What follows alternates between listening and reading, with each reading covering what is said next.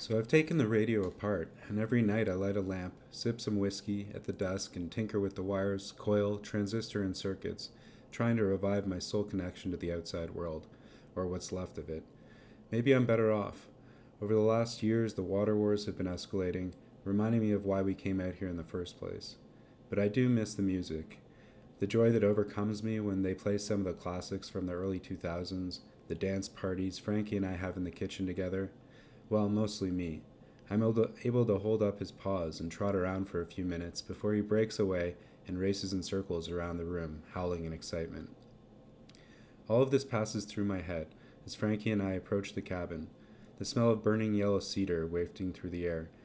The sun glimmers off the multicolored panels of the greenhouse, windows salvaged from those old abandoned homesteads upriver.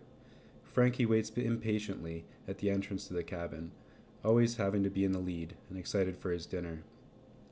I often use him as a way of telling the time, signaling to me when it's breakfast or dinner like clockwork.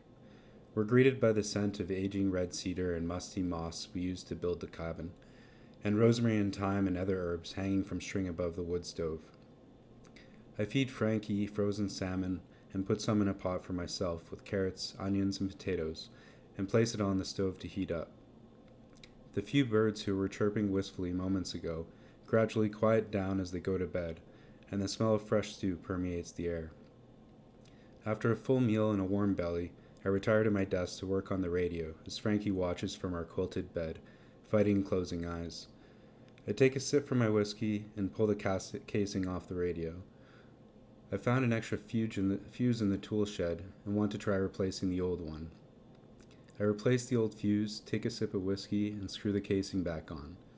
It was a fairly sunny day today, so the solar array should have stored a decent amount of energy, but I checked the gauge on the inverter just to be safe.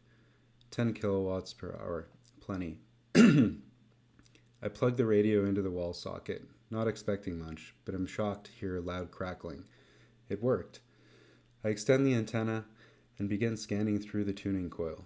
Maybe we'll get to hear some music tonight. My thoughts are interrupted by a loud, piercing emergency alert sound screaming from the speakers. The voice of a woman begins to speak, her voice distant-sounding and robotic. This is an emergency alert for all Northern Territories. The Global Resource Alliance Treaty has been broken. On Monday, February 15th, 2049, mass nuclear detonation occurred on a global scale. All survivors are to rendezvous immediately at the nearest emergency shuttle station for evacuation to the Mars colony. Nuclear fallout is expected to reach all corners of the Earth. Remaining evacuation shuttles have been instructed to launch Friday, February 19th at 12 p.m. Good luck and Godspeed.